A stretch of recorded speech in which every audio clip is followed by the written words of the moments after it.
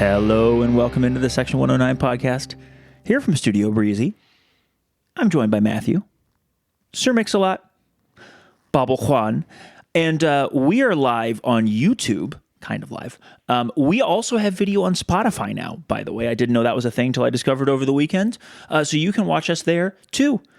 We like likes, comments, subscribes, all the other things that the podcasters normally like.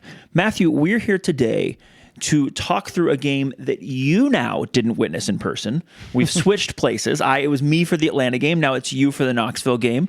One of these times we're going to go to a game together. I guess we did. We went to Birmingham. One of these games we're going to be at a home game together. But yeah, tell me how you're feeling. How's your vibe check? I bet our vibes are a little different because, as we've learned, if one of us watches it in person and takes in a lot of emotion, and then the other person isn't there, a lot of times we have different views. So how are you feeling? How's the vibe check? And what are your thoughts? My vibes are no different than watching the Atlanta game or the Birmingham game. It was a good run out for the guys. I thought that it was still very clearly preseason.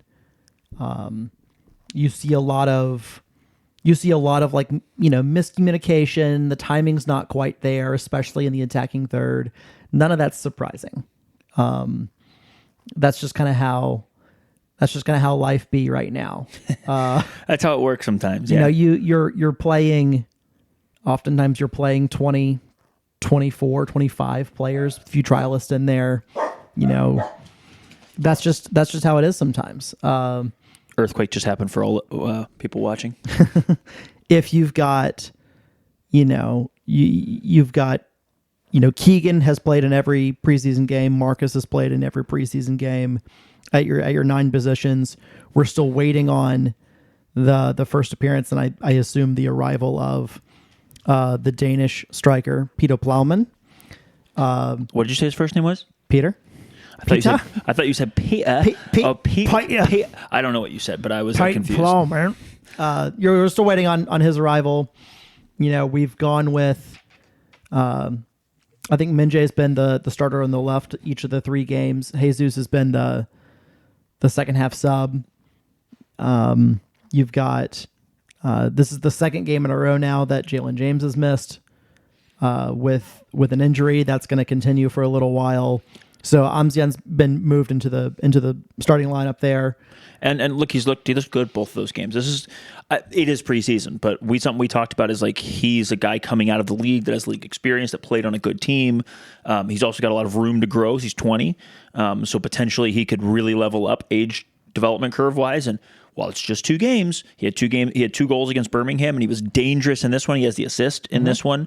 I've really liked what I've seen out of Amzi. They call him Amzi, by the way. That's a great name. All the boys call him Amzi, or at least the boys and the coaches did. They referred to him at the jersey reveal, which we need to talk about jerseys. Yep. We talked about the jersey at the jersey reveal. They were talking to him, and they were saying Amzi this and Amzi that from the stage. So seems like that's his nickname for anybody wondering. I love it, because I was wondering.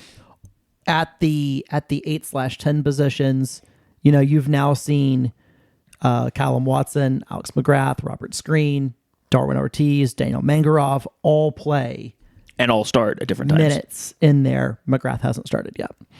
Oh, you're right. Sorry, you're right. But he's the regular starter, has been there for 3 years. Like you assume, team captain, as he's coming back in to point of order that I don't know if you noticed. In the last game that Alex subbed in, he did not take the armband from Farid. In this game, he did take the armband from Farid when he subbed in. Probably because he came in at halftime. But the last 2 times just one. He's only subbed in 1. The last one he subbed in, I paid attention, and I didn't. I could have missed it, but I was paying attention, and I noticed at least when I saw him, and I guess he could have taken it later in the game, but he did not take the armband.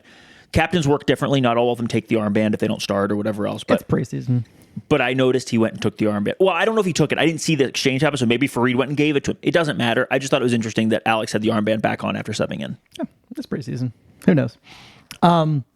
But yeah, so you've just now seen Alex. He went about 20 minutes versus Birmingham. He went about 35 minutes in this one against Knoxville. So he's working his way back to fitness. I think you and I both project him as a pretty locked on starter. I at least for most of the time. So like the day that Alex McGrath is a starter is a day I'm not going to know about, because every time we have quietly predicted like, well, they brought in some more guys, someone's going to, just no one. Alex just levels up again every time. So I'm done doubting Alex McGrath. I figured that out about 2 years ago.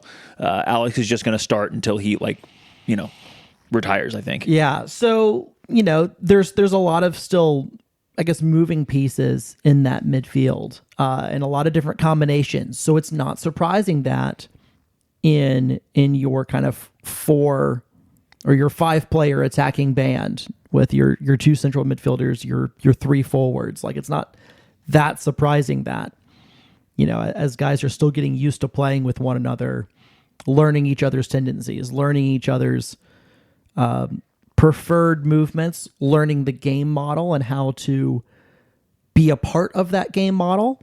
Mm-hmm. I'm not really surprised that things are still slow to come off. Something that I think is interesting is that I feel like we've done a better job this preseason thus far in terms of getting into attacking areas. Now, maybe that's partially game model related. But like I feel like we get to attacking areas a lot better and faster and more often this time around, as opposed to in previous years. Like, I don't know if we're getting in more dangerous situations necessarily yet, but I agree we are getting generally into the box more, into areas where we're trying to hopefully get across in. Like, we're getting forward more with a lot more direct play.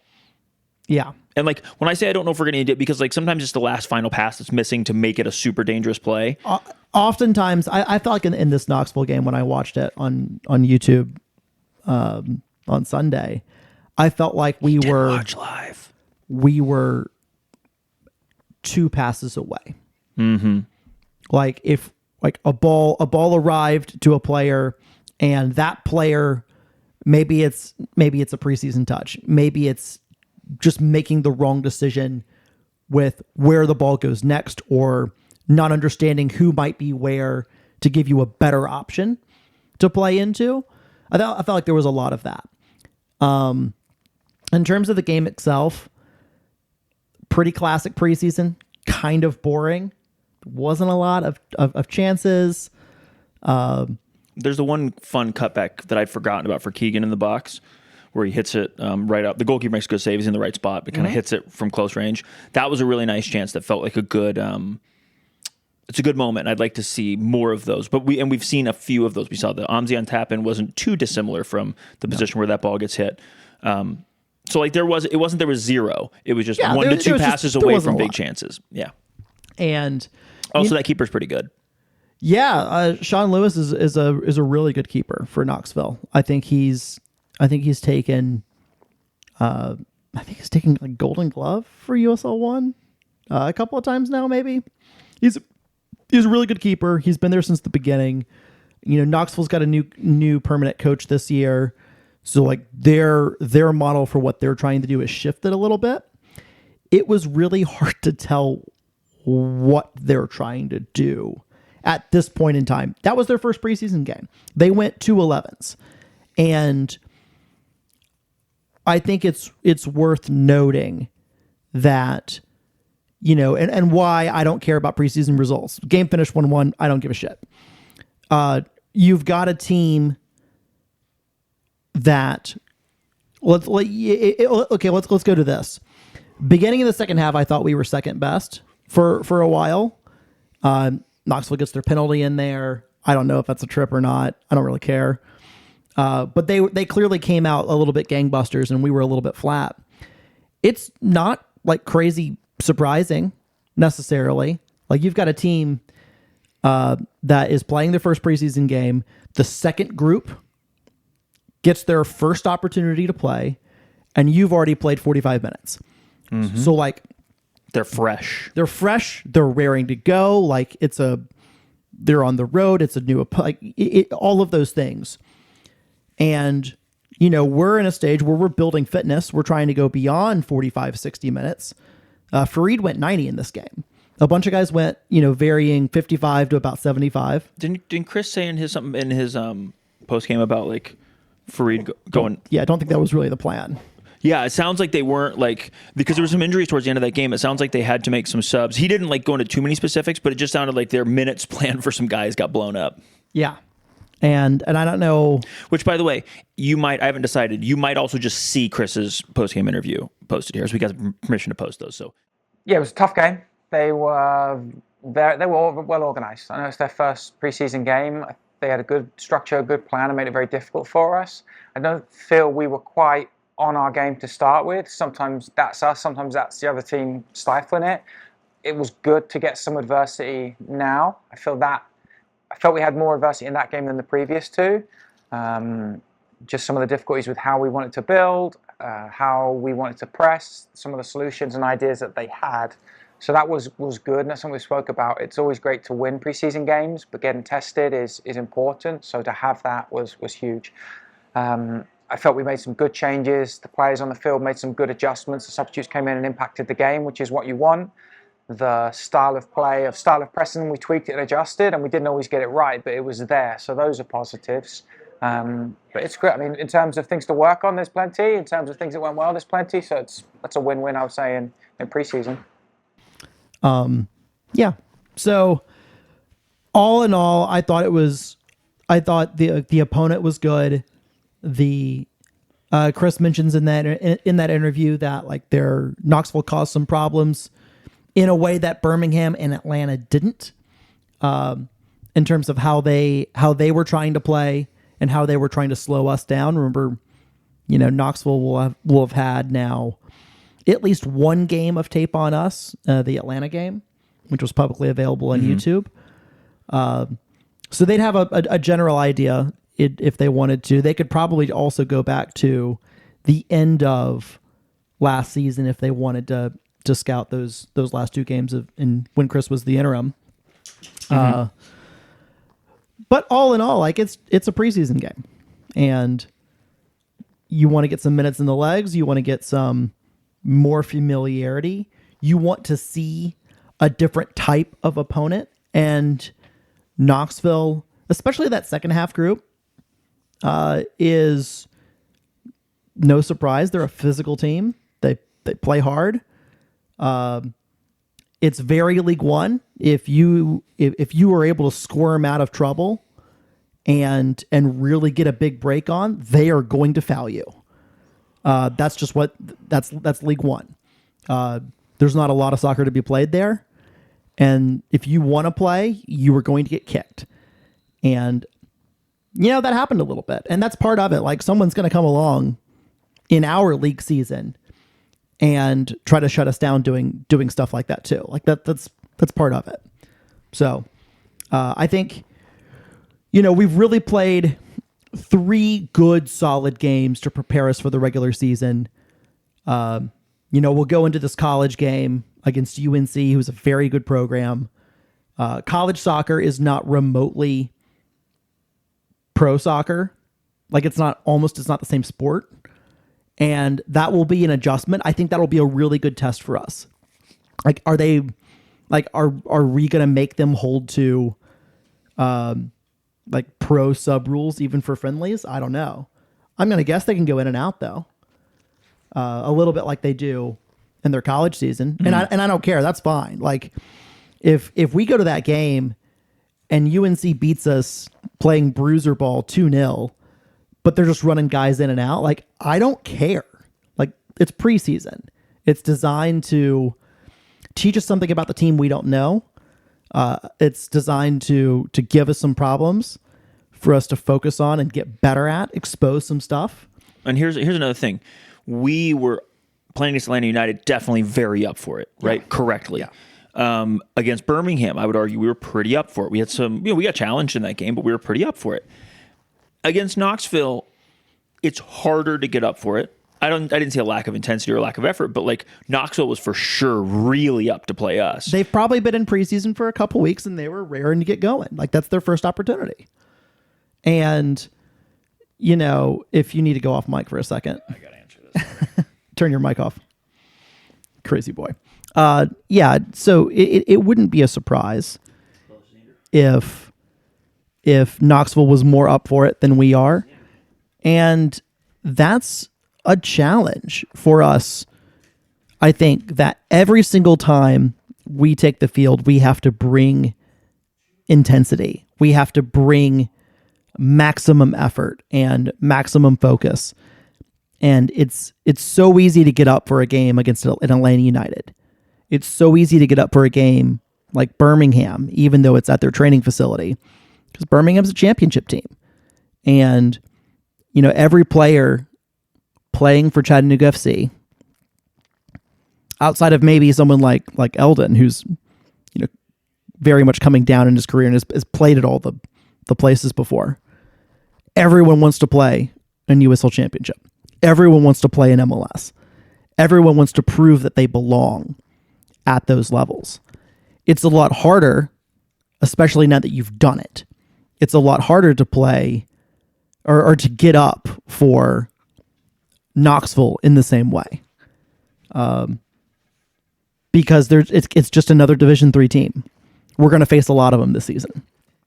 So, you know, that's not an excuse. I think that's a warning and a reminder, but it's also just kind of natural. Like, this is what happens in the course of a preseason, and it's going to happen in the course of the regular season too. I think something we could or should talk about is what the lineup looked like this game. Sure.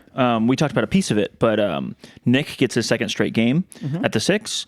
The back line had one change. So it was still Eldon in goal, followed by Tate, Fareed, Ethan Dudley, and Milo. Yeah. Rolled out the Atlanta United crew. And then, but the change in that is Nick was in there and not Stevie. Yep. Stevie actually came in the second. We can go through the subs or not go through the subs because there was a lot of them. We can go through them. I've got them. But this game was Callum and Robert Screen got a start in central midfield as one of the 8/10s, and I thought that was very interesting. I mean, he had a great game at Birmingham. Scored the game-winning goal. Could have had another one. Like, he's been real good. So that was just, you know, a little unexpected. Not unexpected based on performance, but just like before the season, I didn't have him penciled in as a starter, and then midfield, I didn't pencil in as the backup right back. And then you had, like we said earlier, Amzian, Minjay, and Keegan back up, and Keegan took a beating in that second half. Yeah, you guys had texted me about that on Saturday. And some of that stuff it may have been a little bit more off the ball, and you may not have seen quite as much of it on the replay. I don't know. When I watched the replay, I really didn't see. I really like he took some, like, he had some hold up play, and he had to play against some physical players. Like, I didn't see anything. I didn't see anything remotely like anything too crazy there. This is also where, like, if you're there, the emotions of like, there was one play. He gets two-hand shoved one time all the way down after, and I don't know if it's on camera, but after he, like, gets rid of the ball, he just gets, like, literally two-hand shoved all the way to the ground, and, like, they just go on. Yeah, that scenario was a play on advantage. There was no advantage. It was brought back. Yeah. He did perfectly there. No, he does great there. I'm just saying, like, he took a beating, and in the second half, there's, like, just hands and arms all over him all the time. Yeah, that's fine. It's not fine. He did well. They shouldn't touch our sweet boy. Well, listen, it's Knoxville, so, like, but, like, you need games like that. You know, true. I'm not like, I'm irritated at them. I'm not, like, hopping mad about it. I just wish their bus would break down and they'd have a really inconvenient way home. That was my wish for them. Well, so let's go through some subs here. Alex McGrath replaced Callum Watson, and I thought he provided a real spark legs wise, and it just reminded me of what we get with Alex when he starts, and I can't wait till he's back. The rest of this just really isn't in order. But Marcus Nagelstad came in for Keegan Anselin. Jesus Ibarra replaced Minjay. A trialist replaced Amzi. You've got Daniel Mangaroff came in at halftime for Robert Screen. He was then replaced by a trialist late after going off with an injury. I hope that Knoxville player stubs his toe and has to miss weeks of practice. Darwin Ortiz came in for Nick Mendonça, and Alex McGrath moved to the 6. Milo Garvanian was replaced by a trialist. Logan Dudley came in around... Logan Dudley? Logan Brown came in for Ethan Dudley. Thank you. Okay. Around 60, 65, somewhere in there. We have a new center back, Logan Dudley. Fareed went 90, as we mentioned. Stevie came in at right back for Tate. And JP Philpott got his first appearance. Shout out JP. Welcome to officially the minutes field for replacing Eldon. So that was the crew. There were some trialists that we mentioned there. No idea if they were real trialists or the kind of guest players like we talked about last week. Yeah, no idea. I think you and I both are still projecting a couple of signings to come, including one at center back. But yeah, I think you and I both think we need one more center back and we need a backup left back. Yeah. So you need to have 4 center backs and you need to have 2 left backs. Robert Screen is very much only playing in central midfield right now. We know he can play right back. We also have just now seen Stevie play a little right back, which we knew at his signing he had played a little bit of right back for Austin too. So now you've got some options on that right-hand side. We probably need some options on that left-hand side. It's not probably. Milo, I think, is your starter, but like if something happens and Milo can't play, if he catches a cold and he's not 100% and they need somebody to play some minutes, who's going to play there? Like, are we taking Minjay back to the CPL days and playing him at left back? Because then we need another winger because we would only have 2 with Jalen's injury. So we just need another body back there at minimum. Obviously, we want another good player. You and I both really liked the left back that played against Atlanta United, but I haven't seen him since then. So like I don't know if he's in camp with somebody else or if he's just we didn't like him enough or what the deal is. But not seen him back in the Birmingham or this game. So you know who can play left back and also winger?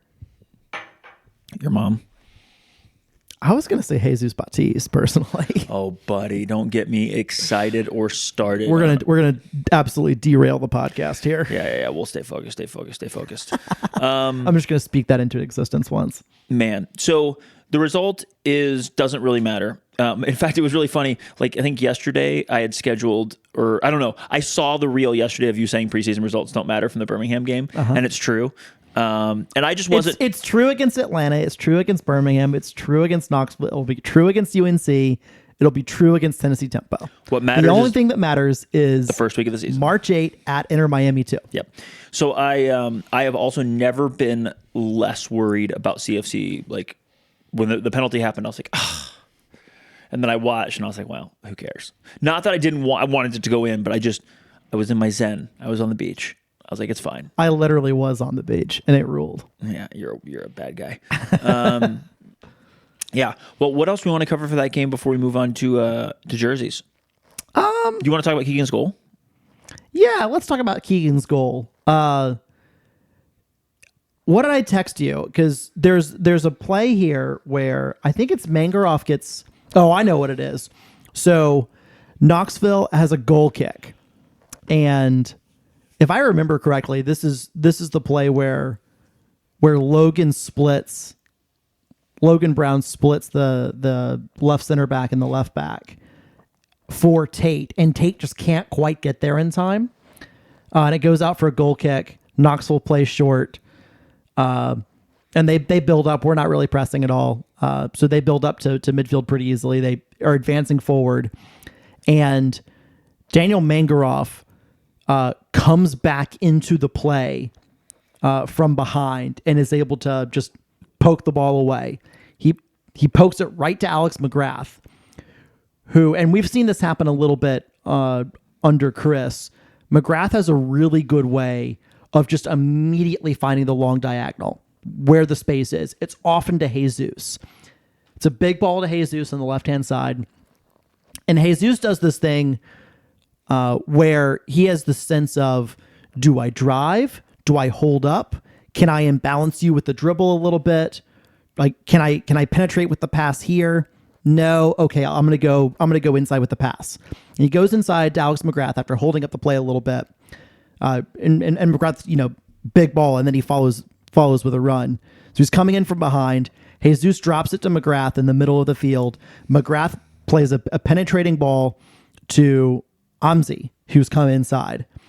and Amsi just kind of flicks it with the outside of his boot towards Keegan, who also flicks it around. And Keegan's like posted up against the left back at this point in time because the entire Knoxville defense has shifted. So you've got Keegan, who's, like 6'4", he's a big guy, up against a left back. Might be a trialist left back, I forget. And just spins him like we saw Keegan spin in the Atlanta United game. That's what I was going to say. And just spins him, takes a couple steps to get to the ball, and just fires it low and hard. And finds a little gap, goes straight through. The keeper's leg is down, but he can't move it up a little bit more in time. It bounces. Just skips over him, back in the net. Keegan's first goal for the club. Yeah, it was great. When he started to do that turn, I recognized it immediately because it was the same one from that Atlanta United game. The really nice turn that almost was very dangerous and that they just barely made a play on. And like to see him do it against a slightly less good defender, it came off. Yeah. Which is awesome. It's a good move. And congratulations on Keegan, for opening his account. I texted Coach Bill Elliott, and he was like, I said, your boy he got a goal. He opened his account and he said, you guys got a good, we got a good one. Sorry. He's like, he's going to be great. Like, something of that nature. So it was just cool to make that, connection from Bill in college to CFC here, scoring goals both ways. That is the first West Florida alum to score a goal for CFC since Juan Hernandez. Not even close. No, come on. Sean Hofstadter. Also, no. More recent than that. I give up. Richard Dixon. Oh, duh. Penalty kick. Duh. Against Flower City. I should have remembered that. I apologize, Richard. I should have remembered that. But we've had a nice little string of West Florida guys over the years. Felipe Oliveira, Richard Dixon, Keegan Anselin. If you want to go way back in the archives, Sean Hofstadter, Matt Aldred, Felipe Lawal. You got to go way back for that one. Sean McFarland. Sean McFarland was not a West Florida guy. Florida International. No. Anyway, I think that's enough for the game. I think so it's too. It's a preseason game. Let's not go crazy. Yeah, let's not go crazy. Excited for this Saturday. You already said when I left, about the what to look for a college team. So let's talk about the jerseys. Jersey reveal was on Thursday night. If you were there, you know that the Marriott booked too small a room. I was told that was not our fault. That was a Marriott choice. So shame on you, Marriott. But also, here's the thing. It had 2 bars. It had a stage. It felt good. And because it was so small, it felt like the most important thing on planet Earth at that moment because you couldn't walk through the room. It was like everyone's here, even though it was probably only 100 people or whatever it was, because there just wasn't space for more than that. It looked really cool in some of the social stuff. I was, at the beach. It was awesome. We missed you, but it was awesome. Yeah. So jerseys for this year. The interesting news, possibly the most interesting news, is that Terran is replacing VW on the front of the jerseys. I was going to hit the applause button, but then I was like, what's the comments going to roast me as with what button I hit? You've got FTC making its return on the sleeve. Clean Colt on the shorts. And then on the back, it's a new one, and I forget the name of it. It's something irrigation-wise. I already know what they do. They use a third or something of the water by having really directed irrigation instead of just non-specialized generic irrigation. You point it at directly at a tree or directly at a plant, or at least that's what I heard. If I just ruined their, that was a bad pitch for them. Sorry, friends. Irrigreen, a revolutionary robotic water-saving sprinkler. Huh. Pretty neat. Love it. Pretty neat. Anyway, so, they're on the back. New year, new sponsors. So off season of change, baby. Off season of change, indeed. Jerseys, the primary is remaining navy, with a little bit of kind of sky blue accenting, with the stripes in the back of the collar. But otherwise, it's a fairly simple pattern. Reminds me a lot of the 2015 kind of navy and then a deeper navy. Alternating, although the checks are the check pattern's a lot, or block pattern is a lot smaller than that.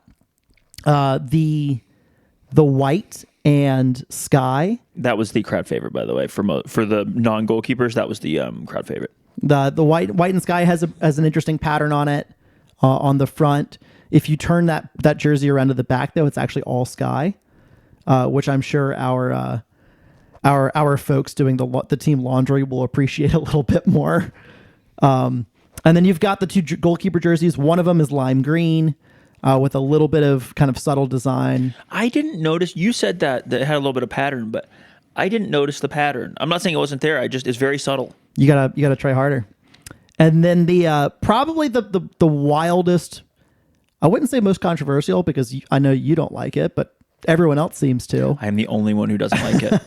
The purple keeper with kind of a pink pattern on the front of it.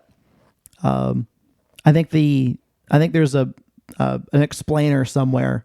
It says it's kind of a blending of two very popular goalkeeper jerseys from previous years.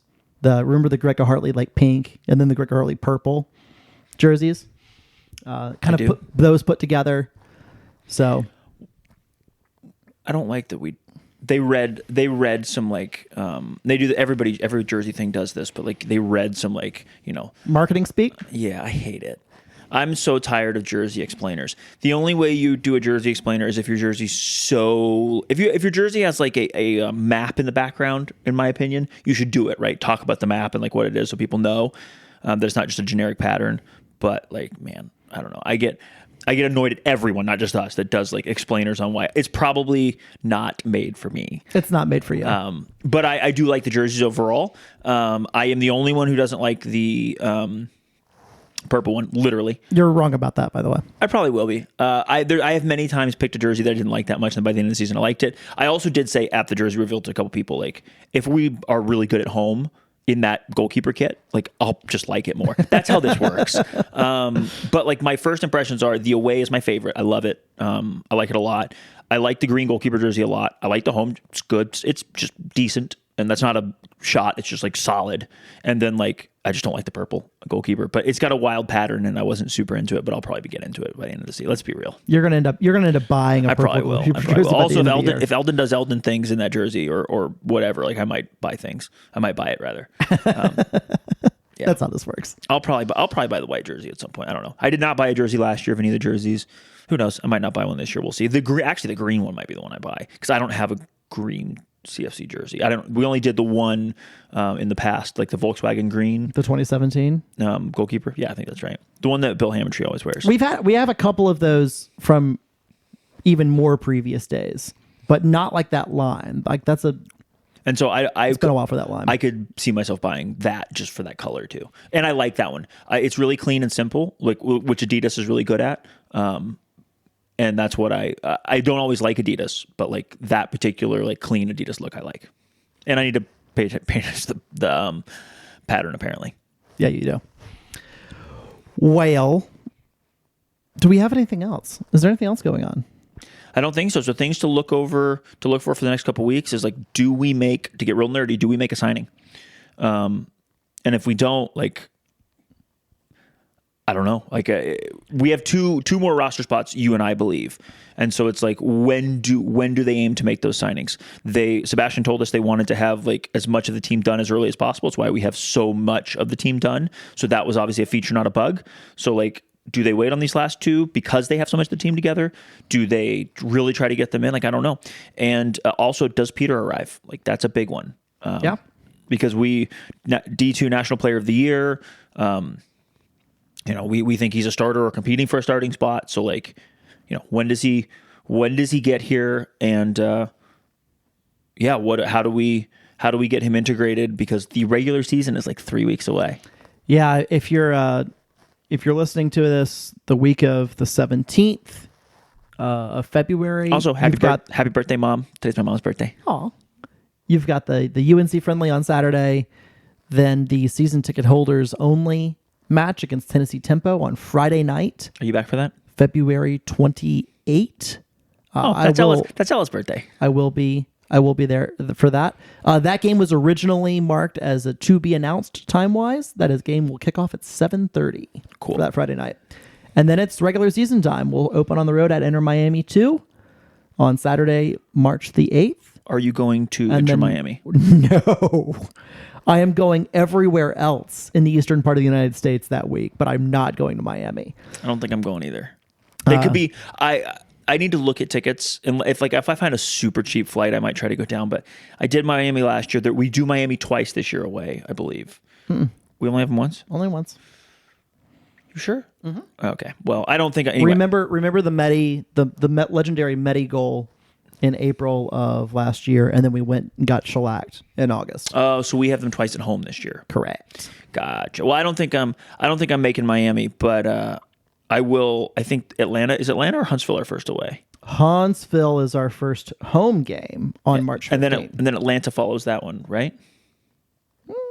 I don't know. Either way, it's time to start planning road trips. Is where I was going. Yeah, I cannot wait. Atlanta away is the first close one, and I think that's on Sunday, March the 31st.